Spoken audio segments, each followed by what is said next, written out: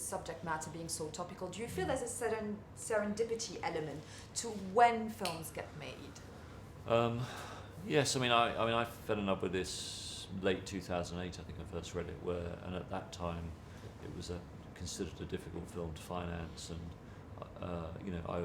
I saw it as a small passion project that I was doing kind of for myself, and now with what's happened culturally, it now seems an obvious film to have made, but I welcome that because I think it shows that the culture shifted on to be much more accepting of trans narratives. That's great. I enjoyed how the movie was made from the point of view of the people around the Lily character. Was that important for you, that we see the transformation from the outsider's eye? Yeah, I think that the film is as much told from the point of view of Lily's wife Gerda and what it must be like to be married to someone who wants to go through this kind of transition, and in some ways we see the story through her eyes as much as directly through Eddie's performance. I was watching the film and thinking, I couldn't think of anyone else who would play the role besides Eddie. You've worked with him several times. He knows how to morph himself into characters. Is it, one of the unique qualities of the talented actors?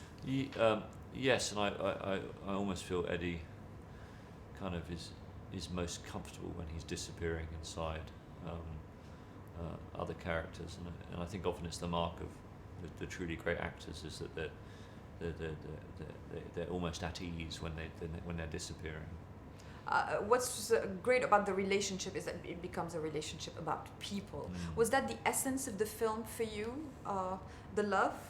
Yeah, I think the film is first and foremost a great love story, a story of a marriage going through profound transformation, and through it we really learn about the nature of unconditional love. There's the fluffy element of the recreation of a whole era, basically, especially the art scene in Paris and in Copenhagen, etc. How much of a joy is it for you, in all the films you've made? It's a different world that you recreate. Is it fun for you? I really enjoyed recreating 1920s Copenhagen. There's a Danish artist I love called Hammershøi, who paints these paintings where all the walls have this sort of beautiful bluish grey, sort of muted pastel colour, and I thought there would be something very powerful about capturing the austerity of Danish design in that period, because it feels entrapping for Lily when she's living as Einar, and then going to Paris and having the explosion of Art Nouveau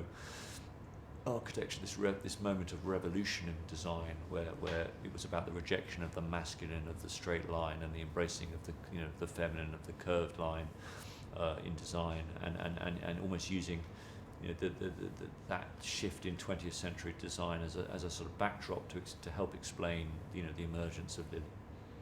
How important is it for you that the subject matter is a passionate project in everything you do? It's everything. I have to fall in love. I have to fall in love with the script. It's such a long process. This is a 7-year process on this film. You need a kind of endurance of passion to get films made, and so it starts with falling in love with the script.